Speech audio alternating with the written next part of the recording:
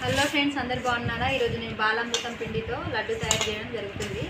దీనికి కావాల్సిన పదార్థాలు బాలామృతం పిండి, కొంచెం ఎండు కొబ్బరి తురుము తీసుకోండి, కొంచెం నెయ్యి తీసుకోండి. ప్యాన్ పెట్టేసి దానిలో బాలామృతం పిండి, నెయ్యి, కొంచెం ఎండు కొబ్బరి తురుము వేసేసి 5 మినిట్స్ లో ఫ్లేమ్లో ఫ్రై చేయండి. మంచి సువాసన వచ్చే వరకు ఫ్రై చేయండి. తర్వాత దింపేసి ఒక 5 మినిట్స్ రెస్ట్ ఇవ్వండి. తర్వాత దించేసాక ఒక బౌల్లో తీసేసుకొని పాలు పోసుకుంటూ దానికి లడ్డుకు సరిపడా పాలు పోసుకుంటూ ఇలా కలపండి.